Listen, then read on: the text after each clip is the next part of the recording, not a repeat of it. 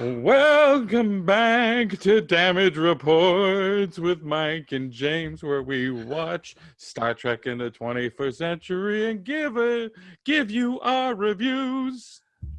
There you go. That's not bad for an opening. Yeah, that's a good theme song. Thank you.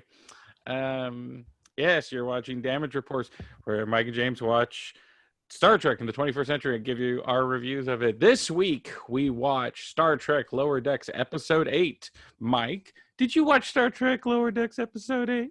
I did watch Veritas, Episode 8 of Star Trek Lower Decks, and I walked away saying there was an episode of TV. Yep. I was let down on this one because before we started this podcast, I decided to watch interviews with the cast and everything, and they did a virtual online Comic-Con panel. And the one thing they all said is episode 8 was they knew they had a great show on their hands. And now sometimes shows get mixed up and out of order. So maybe that happened here. I got to wonder if that's what happened. Like episode 6 was episode 8 and they just moved it up because they wanted some buzz, because there isn't any like episode to episode continuity. But yeah, this episode wasn't terrible. It wasn't like last week's where we kind of felt like pointless, but it wasn't anything great to me. Yeah. I mean, I guess, Q is in this episode. So maybe that was an important thing for some of them. Oh, hang on. Should you say spoilers for the 10 people that might be watching? Yeah, exactly. All right, well, let's go ahead and say spoiler alert. So yeah, I mean, Q was in this episode for kind of the first joke I thought was funny, the second joke I thought was kind of lame, but maybe Q shows up and it's John Delancey, and it does one of my things about disliking this episode is one of the things I've said every episode, which we'll be talking about in a few seconds, but even that didn't like make this episode any special for me. Yeah, I mean, there's I think there's ways to use your celebrity cameos of past people, and we've talked about relics before from Star Trek Next Generation. What's funny, Star Trek Next Generation had great use of cameos and bad ones. Their very first one is DeForest Kelley in the first episode, and it's probably the most pointless use of a celebrity on it, from the past cast. Yeah, and they pulled him off without doing any makeup on him, and just were like, "Shoot!" And so, and they're like, cool. "Would you like to read the script?" "Nah, I'm just gonna talk. Get out of my face." So, So no, he if you haven't seen the first episode, spoilers for 30 years ago. He calls Data boy the whole time, which is awkward now, and thinks he's a Vulcan, and then talks about the ship like she's a sexy lady. And which is one of those bummer things that when you think about, that was the very first episode, and they were so resistant before bringing in Spock, and then that Scotty episode, which were both very effective ways of doing it, that Scotty feels so out of touch that they never bother to be like, "Hey, Dr. McCoy's alive. You can hang out with him." Bringing in past people into your show when you have this cast of characters that everybody loves, it is tricky, because it could be like this episode of Lower Decks where there could have been a great opportunity, a great joke. And I thought the first one was all right. It wasn't great. It was fine. It was very, very basic. And then the second joke was just dumb. So it was like. Yeah, but I mean, bringing Spock in to Ambassador Spock, who's been undercover trying to make peace with Romulans, because Vulcans and Romulans share a genealogy. I thought that was great, and there was funny moments in that of Data and Spock working together on the dueling computers, and just talking of like, "Yep, we have our generation's Spock, and we have the past Spock, the non-emotional, just their brain's a computer, and they can talk and work." That's great. Yeah, I mean, just the way, like, maybe that was the metatextual stuff that they wanted with Data the whole time, but then to lay it bare was cool for that episode. You've spent your entire life trying to avoid what I'm striving for. And Spock being like, fascinating. Like, I really dug that. And it works. You've built so much goodwill through 5 seasons that it works to just have that lay bare like that. It wouldn't have worked if they did that in the first season or the second season, or if that's what they just made Next Generation into, with old people coming over and being like, this is why I like you, but they had earned it by that point. I don't want to be weird, but I don't think that Lower Decks had earned a Q appearance yet. And then to use it the way that they did was like, I get you're a comedy show, but make it funnier than what you're doing. Yeah, and that's the kicker. Is like, it's a comedy show, so they can bring in anybody anytime they want, so long as the joke serves it. But write a good joke. And the first one was fine. The funniest part about it was the visual joke, not the writing. And then the second part, both visual and writing, were not only, it was just there.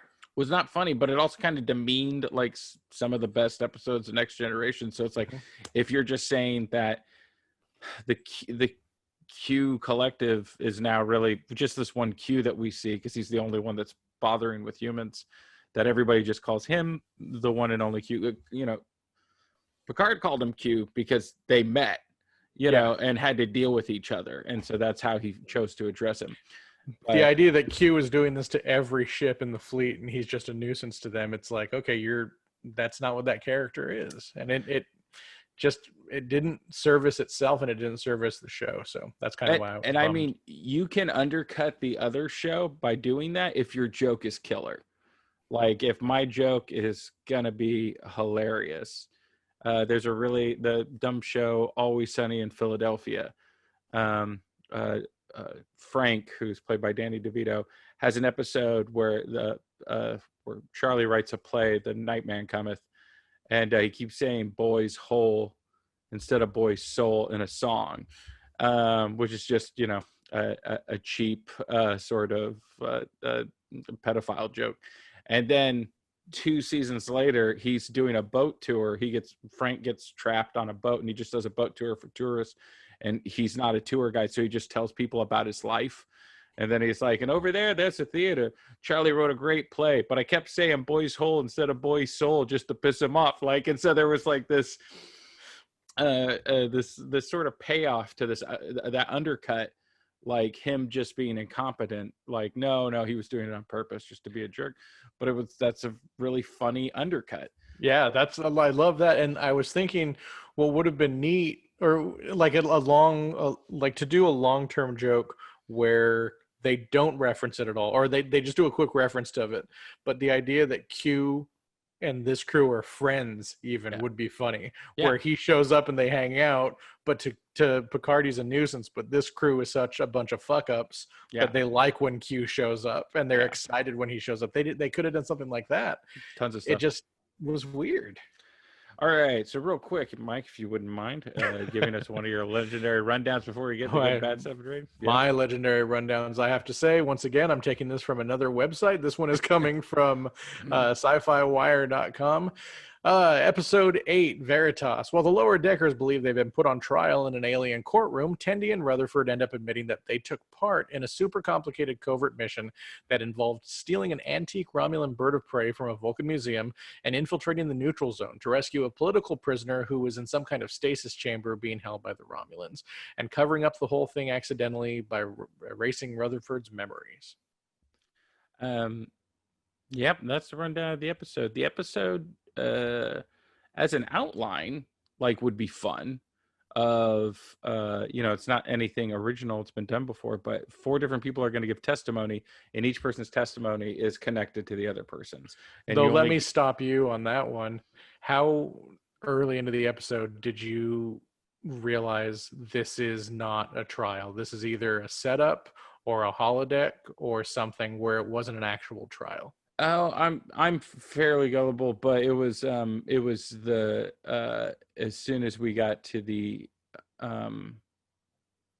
third part of the story. So it was the third part of the story for me, where it was like, oh, I was, a janitor in the main hall, in the main office, and then they came in and I was thrown into it. They thought I was the cleaner because I was there being the janitor.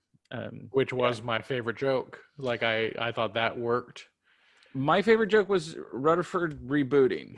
And I think it's just because I love Rutherford so much. And the idea of like, well, I like to do this when I sleep. And again, consistency of character. Told us from the beginning, I'm still getting used to this robot half brain. I don't know how to work it. So the idea like, oh, I download stuff while I sleep because, it tends to reboot. And then the rest of the episode, he's just blacking out constantly because he needs to reboot, which had a funny moment of, was it downloading Klingon fonts? And he was like, do I really need that? And then it blacks him out. So that made me laugh. I thought that was funny.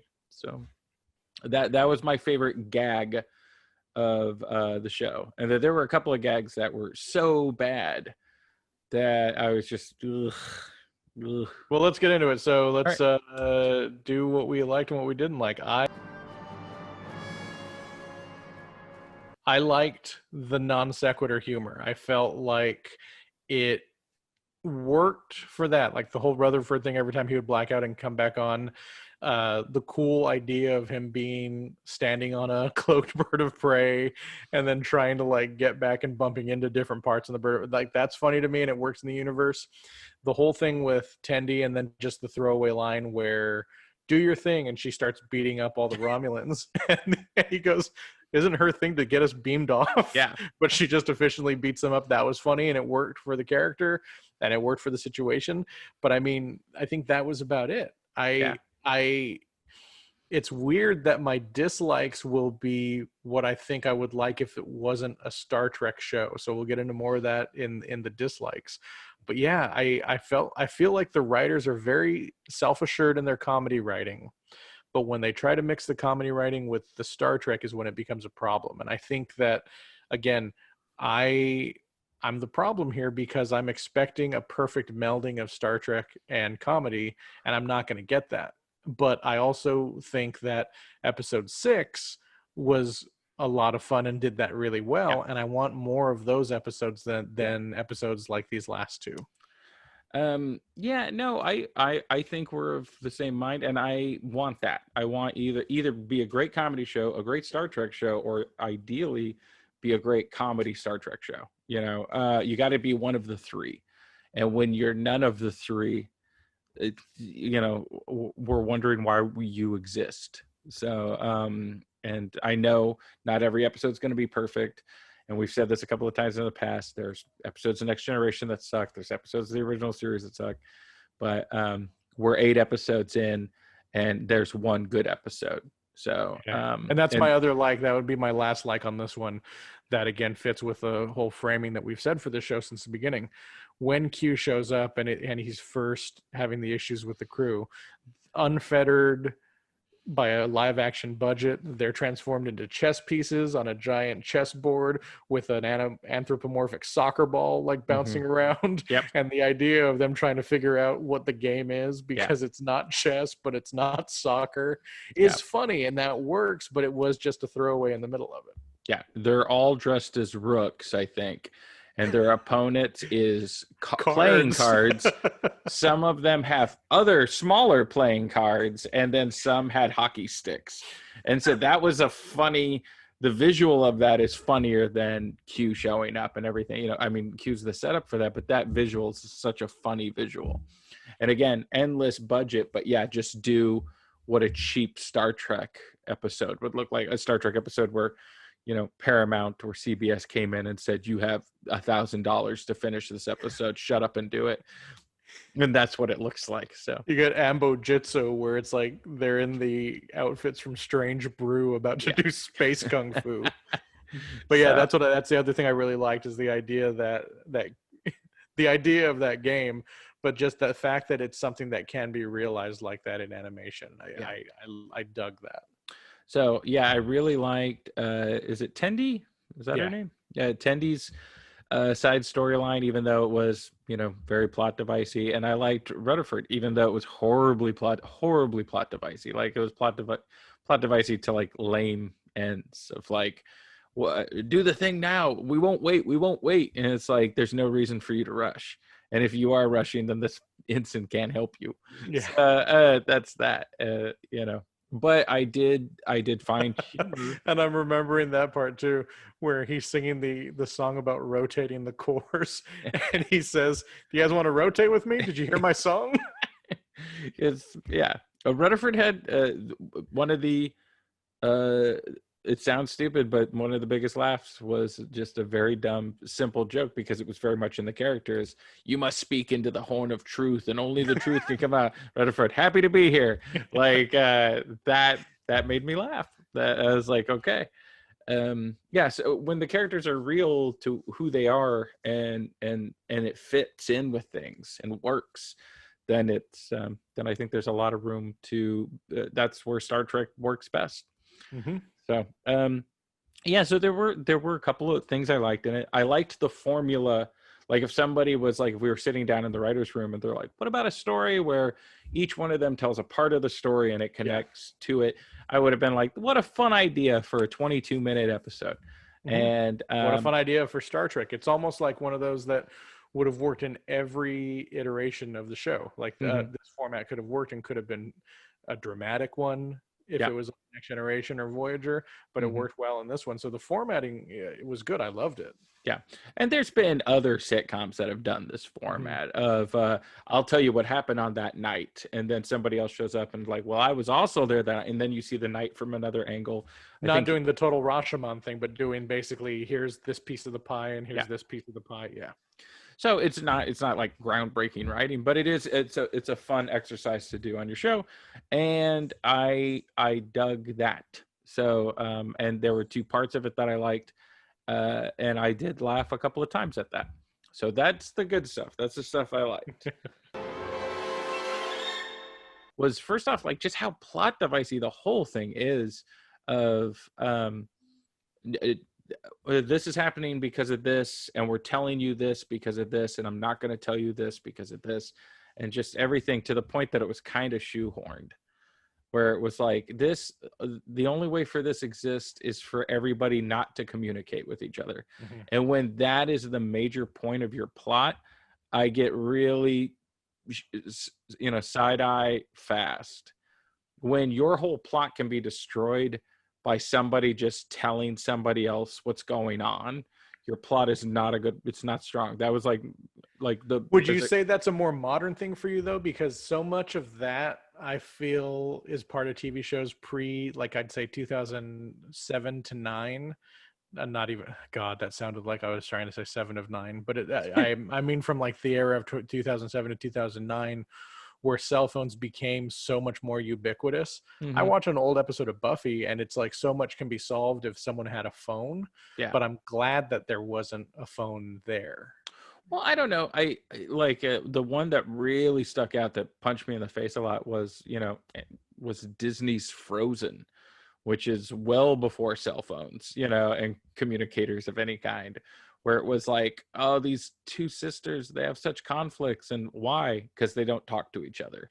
Like if one just said like, hey, this is what's up with me, you should know this going forward. No movie. Haven't you had that with your siblings though? Like, have you ever had a thing where like one of you hadn't said anything to each other about something that really bothered you? I don't know. There were too many kids and we were too poor. Like you couldn't keep secrets in a 3-bedroom house with 8 people.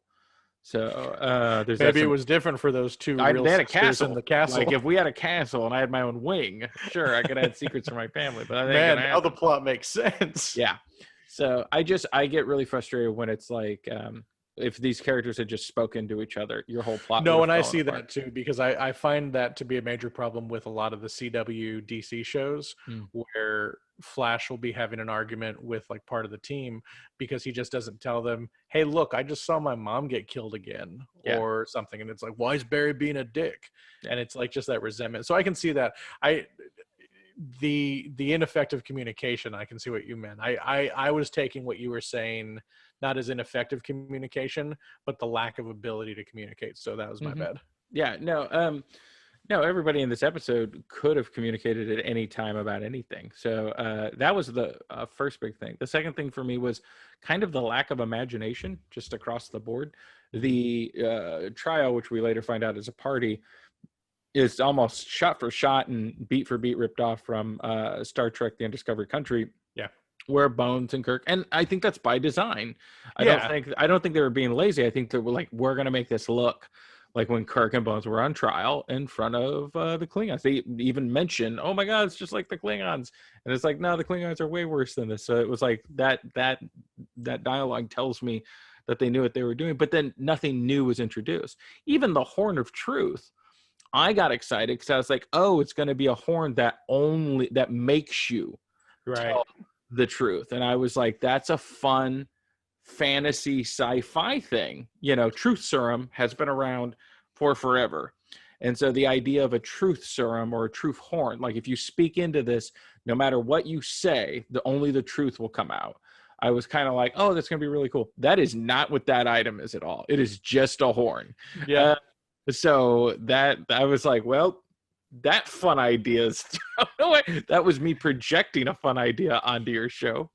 So that didn't happen. And if we're going to do the plot divided up into 4 things, Maynor and Boromir's thing was kind of boring and was, again, we've said this a couple times with the show, but it's true, was a comedy of errors. The only reason why there was drama or conflict is because we don't know why. They got this map and they did something, the captain did something to piss off this other alien race to get them when they got the map. And then it is never. And I'm sorry to bring this up again, but that was another one that I liked. The send them a message. The captain says, send them a message. And Mariner goes, okay, and shoots a phaser across their bow.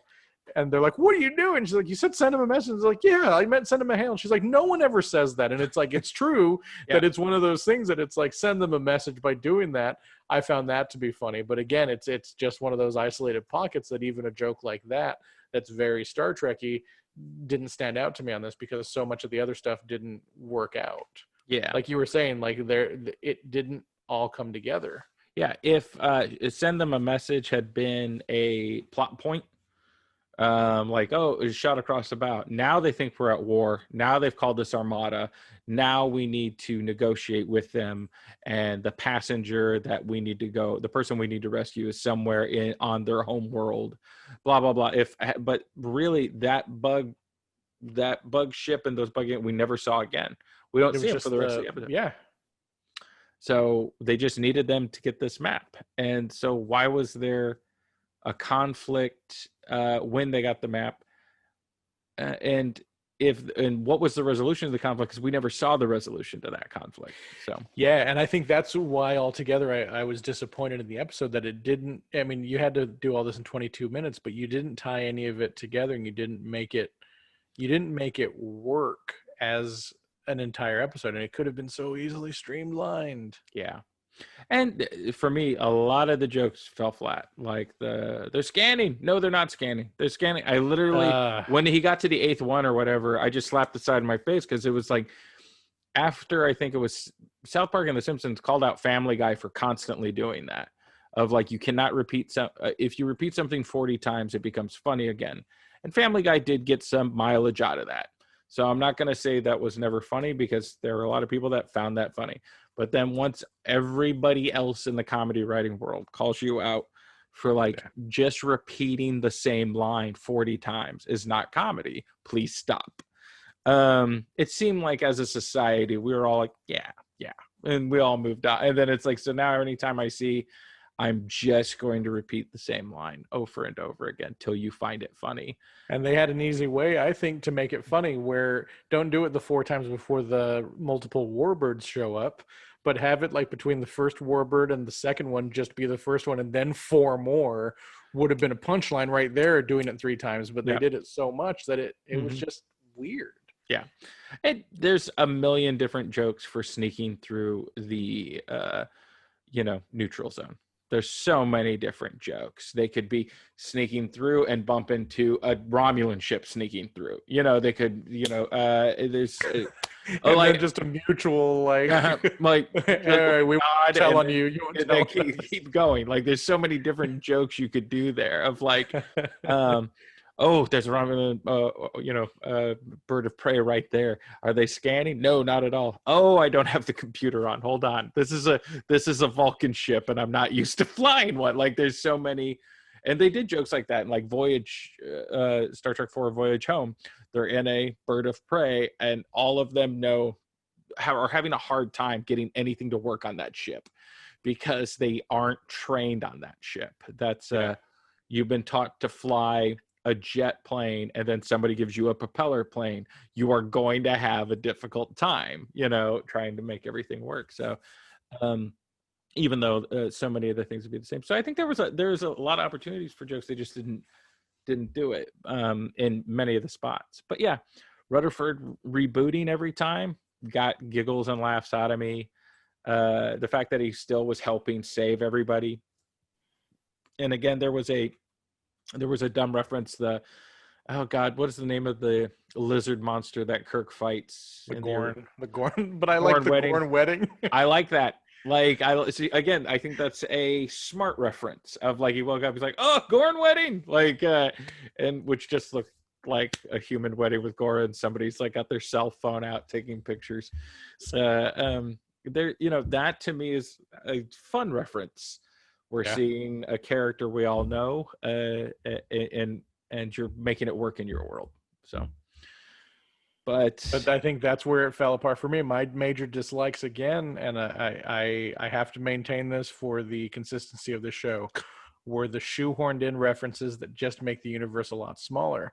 I had to look up the guy that Mariner mentions, where she says, "You're not a this guy." But as soon as I was like typing the name, I was like, I know who she's talking about now. Where she says, in terms of like a villain, she's like, "You're not a so and so, or you're not a nemesis. You're not the cool guy that got one over on Picard." And it was that weird prisoner dude that got beamed up and like pulled one over on Picard, if you want to call it that. But then they said, no, I'm more of a Khan. Khan was a space seed. And it was like, that doesn't make someone saw Khan was in Space Seed. Let's use he's a space seed. It's like, that's not how that was. That bothered me most. Yeah, well, it was so like that. I started rolling my eyes, and that's like the first scene of the episode. So that's a rough one, where it's like they're working on something, and she is like, "No, Khan with that buff chest. He's a space seed. Space Seed is the name of the first episode with you would never Khan. Say he was a space seed. No one would say that. No one would say it. No, but so most people wouldn't even know Khan. Like, again, we talked about this a couple of times. Like, Khan was a horrible villain for Kirk and Kirk's crew, but that was it. So. And you think people wouldn't know Khan, but then they definitely wouldn't know that other dude.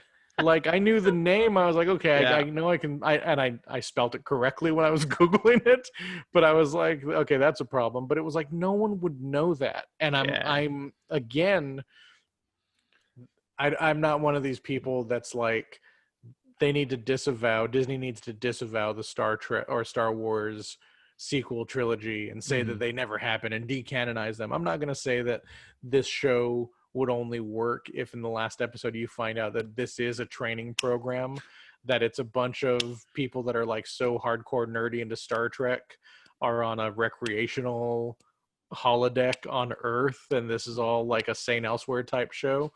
But it would work, and it would retroactively make all the references work, that these people are all such big Star Trek fans that they're in a holodeck recreation of Star Trek. But besides that, none of the references make sense. No one would say Khan was a space seed. No one would say that dude's name in terms of being a villain. So it was that stuff that bothered me. The fan dance that they tell Rutherford to do to distract the Vulcan guard is only because Uhura did a fan dance in Star Trek V, and it's like, you're making this joke for people like me, but it's not funny enough because people like me are going to be like, that only worked in that context because of this. So it's a very weird line that they have to thread, and it's not working for me. Yeah, well, it's like doing, I guess we could call it, Star Trek meta humor, but it isn't even really humor. It's just, references of itself. Might work if you it's like with the TV show Community, they picked a character, Abed, who would just be your reference guy. So, and that made sense for that world. If we had one person, that one character that knew everything that ever happened to Starfleet ever, because that's all, and Boromir is our guy for that. And Boromir even says a line in this episode that I really liked for his character, which is like, our commanding crew doesn't know everything. They mess up all the time. I know. I read all their logs, which didn't really make me laugh, but it was nice for that character. But another thing that I was going to say on that, and what you're saying, there's an easy solution to have a person who makes all these references. Can you name it? What? Just have Rutherford be the one making all these. He has a fucking Starfleet computer. Yeah, somebody brain. who's got a computer in his head. That's true. And it would solve every one of these reference problems. But having them all take turns make references just feel like you're a show that wants to make references to itself, which again, we've talked about this. It's a comedy show, probably not. We want to say it's a comedy show, not for guys in their 40s, but you keep making jokes from the 80s and 90s. So are you sure you're not a comedy show for people in their 40s? Because the fan dance is from 5, which is 90. 90. Yeah, 90. No, 89. It came out the same summer as Batman. It was 89. Oh man. Yeah, there you go. We're fucking old. Yeah, there is that. But so that means it's 30 years old, and nobody who watched it when they were 0 would remember. So it's 40 and up, guys. Yeah. We were kids into Star Trek back when that was not cool. So that's a paddling. Do you think to yourself now that Star Trek still isn't cool and Star Trek still is one of those stop trying to make fetch happen things? Because the only reason Star Trek is around right now is because CBS needed content for their all access thing. I still don't think it bums me out that Star Trek doesn't have the cultural cachet that a Marvel universe does. But I still feel like it's a very niche thing, and it bums me out that something so positive and life affirming as Star Trek just isn't popular. No, I think I'm going to wave the Star Trek flag till I die. And I think I will be justified many times over. It's like Twilight Zone. I think I'll wave the Twilight Zone flag till I die. And Rod Serling, who wrote probably the best television ever, he wrote Red Shoe Diaries, and it was really some of the best television ever put out there. If you haven't seen it, please look it up. I believe it's a prequel to X-Files. But he talked about Star Trek a couple of times, and Star Trek fans always say well, Rod Serling bashed it. And it's no, you don't understand Rod Serling. His compliment of Star Trek is one of the nicer things he's ever said about another TV show. All of his comments about TV was, it's embarrassing. They think the public is stupid.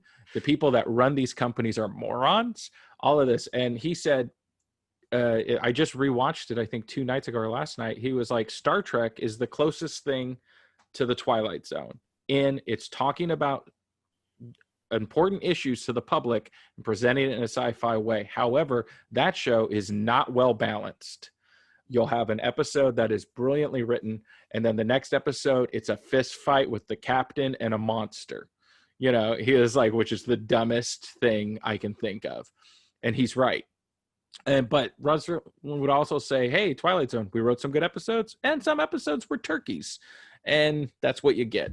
But I think I'll always wave the Star Trek flag and the Twilight Zone flag and bringing them back. I'm not against bringing them back, but I wish the people that were bringing it back looked at it wow, Oh, no. And I'm not saying it in that way that I don't wish it was back and that the only reason it's back like that. I just think it's sad personally that it doesn't have the groundswell that even the DC movies have or the Marvel movies have, because people don't. I guess I want more people to understand the philosophy behind Star Trek, and wish the world was a better place where people were more excited about the idea of exploration both within and without. And I don't know, it bums me out that there's not that. I will never not like Star Trek, and like you said, I'll wave that flag till I die.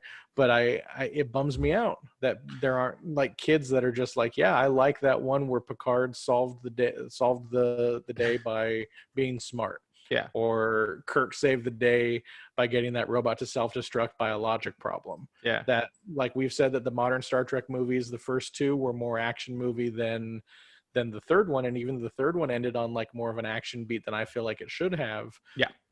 I maybe that's why those movies didn't do well, because people just don't want that anymore. I don't I guess I'm not I'm the cynical, jerk for most things, but I still think that if something has quality, that people will eventually come around to it. I hope so. The most successful comedy writer of the last 20, 30 years is Chuck Lorre.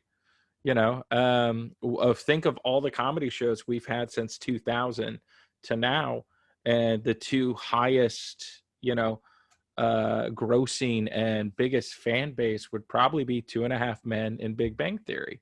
And I'm not trying to shit on you guys who like Big Bang Theory or Two and a Half Men, but I will absolutely shit on you for liking Two and a Half Men and Big Bang Theory. So it's like, especially when we have other comedy shows that are groundbreaking in their comedy, like, it's what they were doing on 30 Rock or Kimmy Schmidt or Parks and Recs or The Office or Arrested Development or Community or Rick and Morty.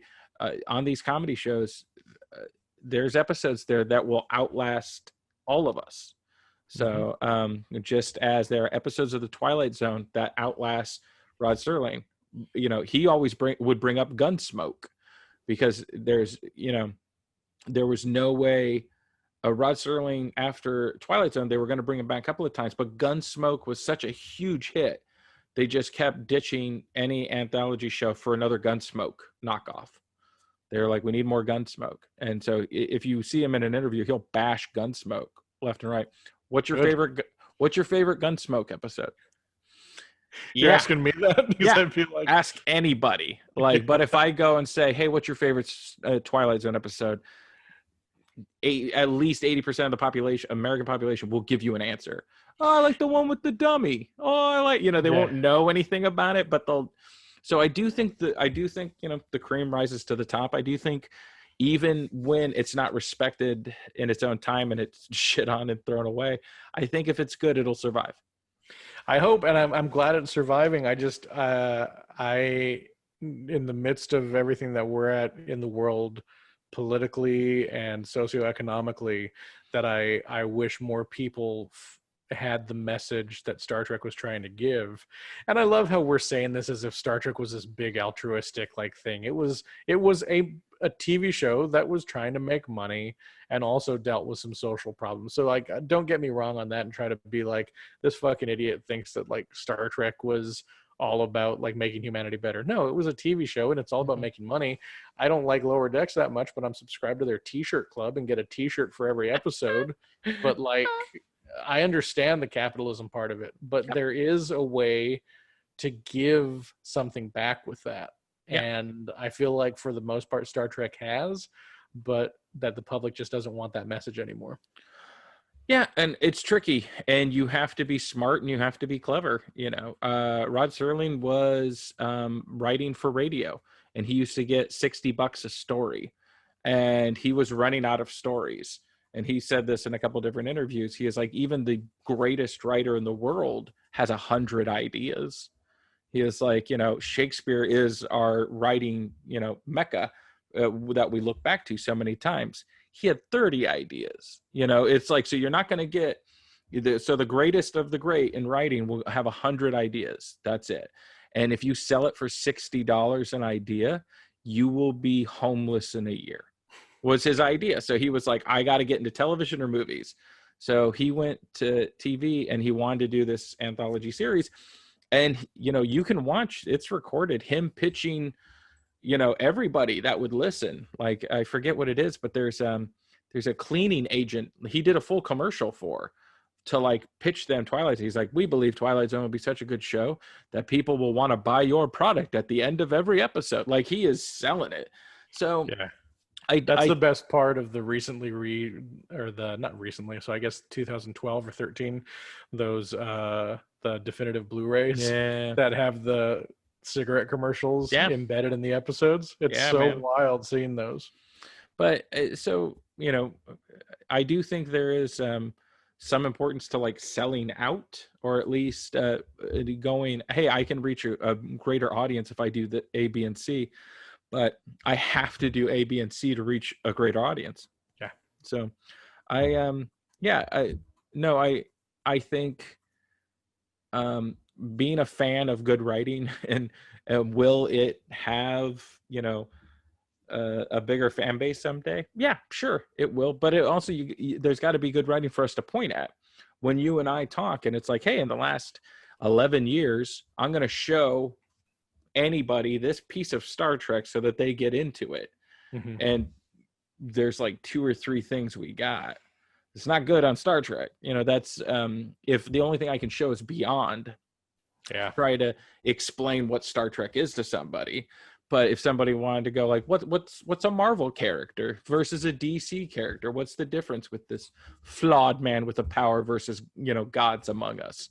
And it's like, cool, I can give you 8 great you know, sort of things. Even DC is limited, but I can still show you the man versus God thing, or the God among us, even if it's not going to have a good script. I can Like still, the first thing you would show people is Justice League movie, right? yeah, absolutely. So, Yeah. but the James cut, which a lot of people have not seen yet, but you know, I've got a Twitter page and I'm trying to get, Dude, those fucking assholes now. I don't know if you saw the news about the Snyder Cut. yeah, They're going to have a week of reshoots in October. And whatever. it's going to cost like $70 million. And it's like, oh, wait, assholes. Wasn't the Snyder Cut finished and ready Yeah, to be released? Whatever. I don't care. I just Come don't on. care.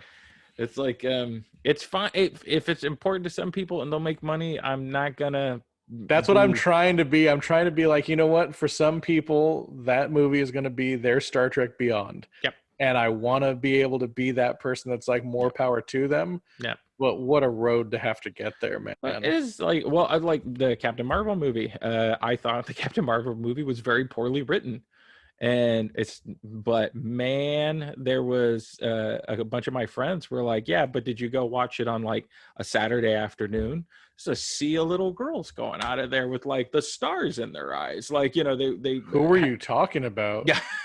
So Captain Marvel. So, No, like who was like, go see it on a weekend and see a sea of little girls? You got a problem, buddy. so, well, I can't name names. It's I part of hope not. That's part of the group we're in. No, Jesus, you're in that group, not me. all right. But I have people on Nextdoor already looking at me. next door, no, but just how many people like, and it was the same thing with like the 2016 Ghostbusters film. Yeah. That was another one where I didn't want to see a remake of Ghostbusters. I wasn't interested.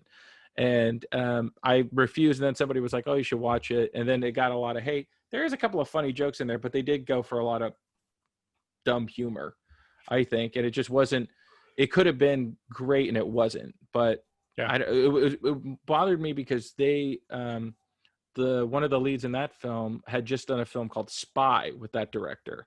Oh my God. I love Spy so Spy much. is the hardest I've laughed in a theater that year. So I was like, wow, you guys are talented and extremely hilarious when you do your own thing. But being shoehorned into doing something that is not your thing, it didn't really work. But some of my friends were also, but you should see all the young kids that are feeling how great this is. So, so even though I look at the new Justice League like I look at Captain Marvel. I went and saw Captain Marvel and I was like, that is a dumb movie. And I have to disagree with you on that because I mean, you look at Captain Marvel and it has flaws in it, and I can say yes, there are a lot of young women out there who needed that. Same thing with Black Panther.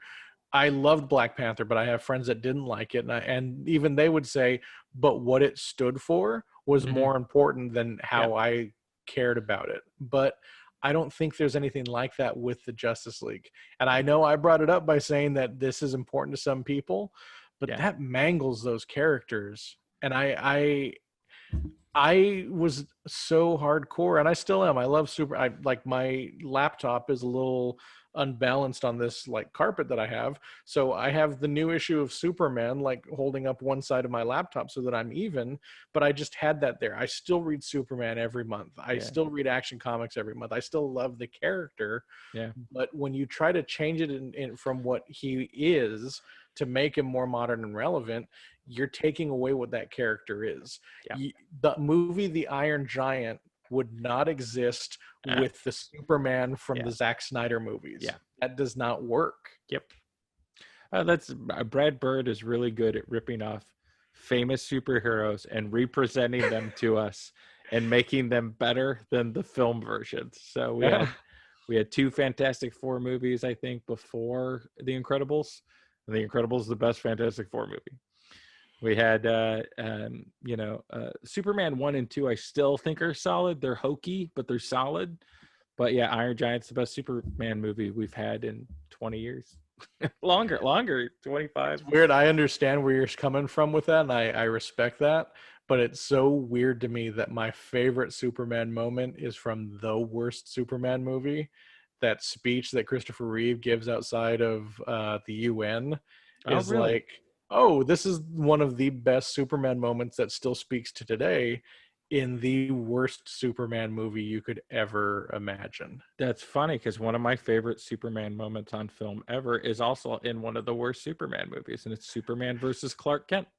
Yeah, love that. I'm really big with the Jekyll and Hyde, Hulk getting over your demons and whatnot. Superman in Superman 3 is exposed to yellow kryptonite, which in that movie is kryptonite mixed with tar. And he becomes a hillbilly stepdad that is just beating the shit out of his son. Like, that's the Superman character in that movie. And then Clark Kent has to show up and beat the shit out of stepdad drunken Superman. Yeah. And I love that scene. I love that scene. So, and that movie is garbage. That's embarrassing for everybody involved.